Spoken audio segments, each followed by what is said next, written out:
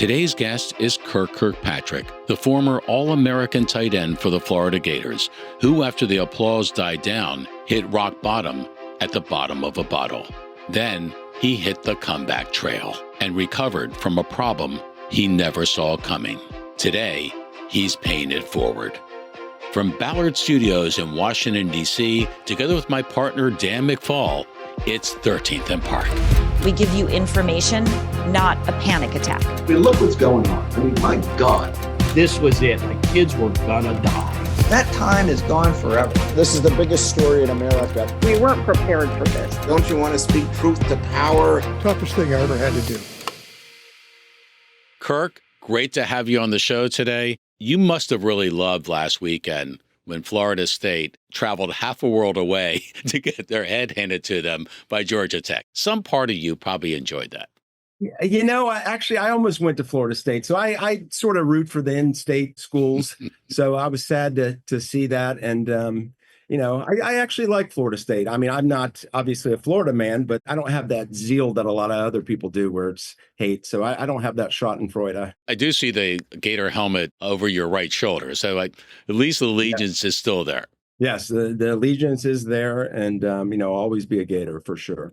Well, you mentioned Florida State. Let's talk about that a little bit. How did you decide to go to University of Florida and become a Gator and have a career there? Sure. Why football? And let's talk about your first 3 years. Let's talk about 87, 88, and 89. What was the team like in those years? Yeah, those were the Emmitt Smith years, you know, Hall of Fame running back, NFL rushing leader, I think still.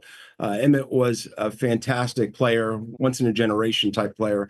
And you know, I went to University of Florida from Brandon High School, which is right outside of Tampa. And I was fortunate enough to be highly recruited. And, you know, it was Florida, Florida State, Notre Dame, Clemson, and Georgia were my 5 visits. And wow. I sort of wanted to be a Gator, I guess, my senior year in high school, and had the opportunity they offered me the scholarship and was happy to go up there. College football was different in the late 80s than it is today. College football was much more run-centric, and certainly the University of Florida was in those late 80s years. I mean, you had the GOAT Emmitt Smith. I mean, why would you not give him the ball, right? Right. But Emmitt goes on to play for the Cowboys and the Hall of Fame, and then Spurrier comes out, and all of a sudden things are a little different. I was a freshman in 1990, and I remember my first football game as a student was against Oklahoma State. Yep, that's right. I remember it was a hot September day, probably 105 in the stadium, likely 120 on the field. Gainesville in September is tough. And first thing I remember that really stuck out is that, you know, the Gators come running out of the stadium onto the field, and they're in these bright blue uniforms and orange helmets and white pants and black shoes. And it was so cool. I mean, the Charlie Pell Orange Crush era was over, and this kid from Mississippi comes out, starts throwing the ball all over the place. And, you know, the first series, I think we went 80 yards in 6 plays.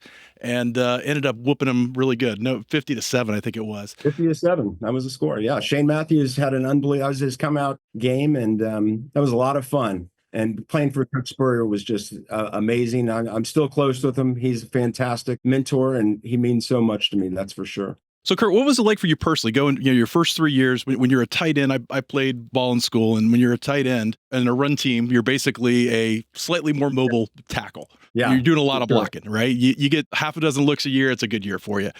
Well, you led the Gators in receptions with 55 receptions in 1990. What was it like going from being basically a situational receiver to being probably the most dangerous offensive weapon on the Gators? What was that like for you personally? Yeah, that was quite a change for sure. And, you know, I was always a very good receiving tight end. I had speed, and I could really catch the ball. I was not a very good blocker. So that was, you know, being transparent there, that was my weakness. But going from, you know, I think I caught 18 catches, I think my junior year, and my senior year going to 55 to lead the SEC, that's amazing. I didn't know that stat until a couple of years after.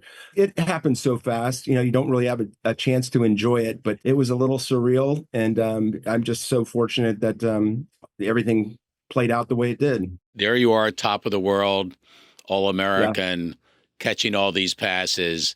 Everyone knows your name, even Dan McFall from the stands, right? And then, of course, your story goes from there, where, in your own words, you move from sky high basically to rock bottom. Take us down that journey. Boy, that's a tough one. once I left University of Florida, I mean, I had a great career, loved University of Florida, and then time just starts clicking. I went to the NFL, got cut by the Rams, played in the World League, and then got picked up by the Bucks, and then got cut mid-season. So my NFL days were over. I wasn't able to do that as a career. I ended up going to Merrill Lynch, starting there, and did really well. I loved the financial markets, and my sort of addiction really crept in when I got in my 30s. I didn't drink hardly much. I was a social drinker in college. I didn't drink at all in high school, and it really ramped up when I was a trader, and it ramped up in 2003, 2004 when the changes to the market, which doesn't sound like a big deal. We went from fractions to pennies, which crushed our margins by about 90%. And I was not able to pivot and move to the next thing. I was more of a momentum type trader. And I was stuck. It's like being a buggy whip salesman, in 1905. You don't really have much of a need for it. And I didn't know what to do. And I was not very good at pivoting for sure. And I started just drinking from a weekend type drinker to drinking every day to drinking pretty much 24/7 and not being able to do anything without having alcohol with me. So what was the turning point? When was this rock bottom that you hit, and what made you turn around and say, I've got to get help. I've got to correct the situation? Yeah. Unfortunately, and this is all too common, is that there were a lot of rock bottoms. I mean, it wasn't just one. I wish I could say I learned my lesson this one time. I tried to get help in 2004, tried to keep my marriage together at the time. The ex-wife, she's like, hey, I didn't really sign up for this, and rightfully so. We had two young children at the time, and I was not being accountable. And so she did what's best for her and the kids, and I was left to my own devices, which was probably, worse for me for sure. And I for whatever reason, I didn't mature. I think I was still a little bit immature there, and I didn't grow up. And so I went from, having a really nice career and family to being all by myself with no career and no family, so to speak. And it was a pretty difficult divorce. There was a lot of history there that was really upsetting. And most of it was because of my drinking, which I didn't see at the time. And I didn't get sober till 2013. So I did 8 years of a lot of damage to myself, mainly myself, but I wasn't there for my kids. Mm-hmm. It was a pretty tough time for me personally. Did you discover through all this, I'm kind of sure you did, that you weren't alone, that a lot of other people were going through the very same thing you were going through, coming from different walks of life? Yeah. This is not a situation that is predicated on how much you have, where you come from. Was that helpful for you, knowing that you weren't alone in this? In hindsight, yes. But when I was going through it, there was probably still a little bit more of a stigma back then that, it was more discipline and you're weak. And, I definitely came from the generation where, we sort of lauded the people who could hold their liquor and, hang with the fellas and, didn't seem to be hungover and were always available to have a drink. I would say that I knew recovery was out there, but I had given it a couple tries and I was like, this stuff is not for me. Mm-hmm. And unfortunately, it took me to an even lower place. So let's talk a little bit about Riverside. You Sure. had been through this addiction process and you'd kind of hit several rock bottoms, as you mentioned. How did that lead to becoming the co-founder of Riverside Recovery? I finally got sober in 2013, just by the grace of God, really. I was so desperate. I said, I'm willing to do whatever it takes. And so in doing that, it freed me to be able to, I wasn't exactly religious at the time, of getting down on my knees and asking to be relieved of sort of the bondage of self and the alcoholism. And miraculously, it really worked. And I was really surprised. And then I did not crave alcohol anymore. I was sober a couple years, and which don't suggest this, but yeah, that the idea of starting a treatment center came with Elizabeth, who's now my wife. She's the co-founder of Riverside as well, about starting a place of like, what does the perfect treatment center look like? Right. Because we both unfortunately had a bunch of experiences with different places. You touched on the issue of the stigma around substance abuse and mental health issues writ large. What are some of the critical aspects on overcoming that, and how can Riverside Recovery and other treatment facilities help that. It may be an actor or a pro athlete, or it may be a veteran. I know you're very passionate about the men and women that have worn the uniforms to serve this country. A lot of those folks are suffering in silence because of the reasons you mentioned. There's a stigma around it, and it's not very macho to say, "Hey, I need help." How do you overcome that?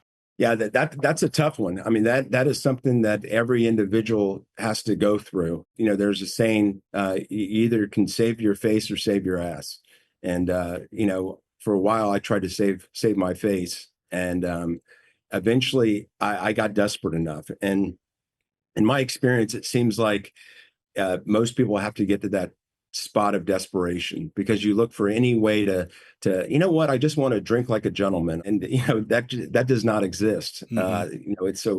It's a process, and there's a lot of people suffering between COVID, whether you're a veteran or not. There's a lot going on. I mean, they say anywhere from 10 to 20% of the general population have substance abuse issues. So I would say that's probably pretty correct. Are we better as a society in accepting substance abuse and in trying to help people who are going through this?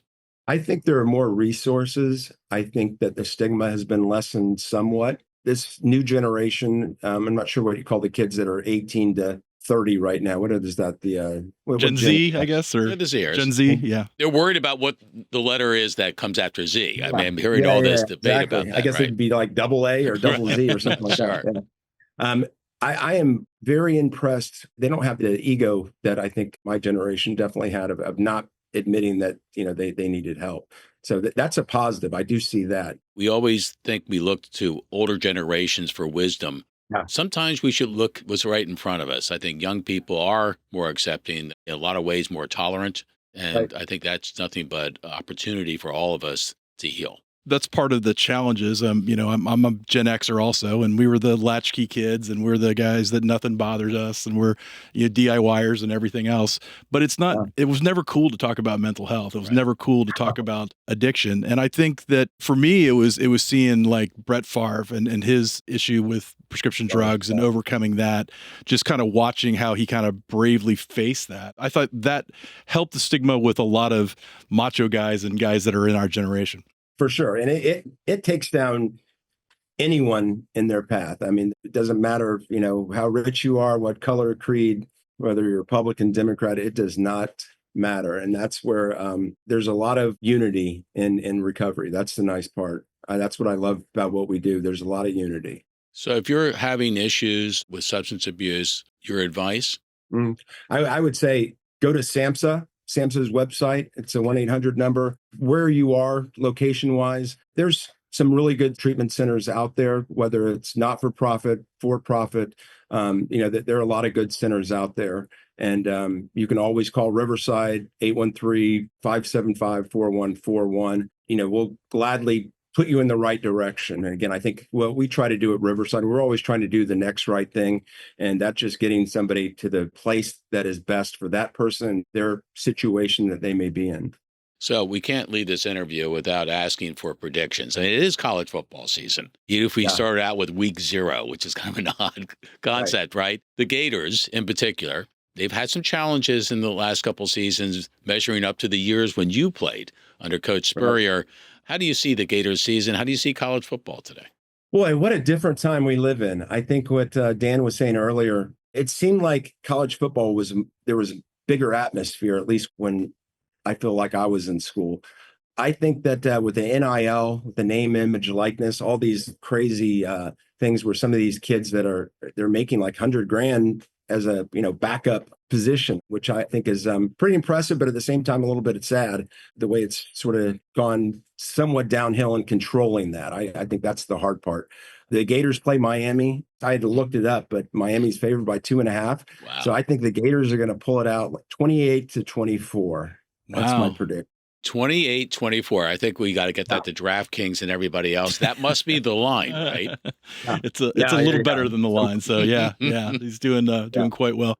Well, Kurt, being a member of the 1990 Florida Gators and being an All-American and leading the team in receptions. And again, when I think of Spurrier's fun and gun offense, I think about these, long post patterns and, long bombs. And to lead the team in receptions when you've got guys like Ernie Mills and Harrison Houston and Aubrey Hill is truly amazing. And for most folks, that would be enough for a lifetime. But you actually did one better than that. And by creating Riverside Recovery and by your willingness to share your story and help people, and particularly helping our veterans who are sometimes more predetermined to have addiction issues and self-medicate. So I really think that's your greatest achievement. And I'm excited to see what you're going to do next, because it's really impressive, man. And we appreciate you being so open and so transparent and helping folks that need it the most. Thank you, Jim. Couldn't have said it better. Yeah. And I just want to sign off on this interview, Kirk, by saying, at the risk of all my friends up north in Tallahassee, go Gators. Yeah.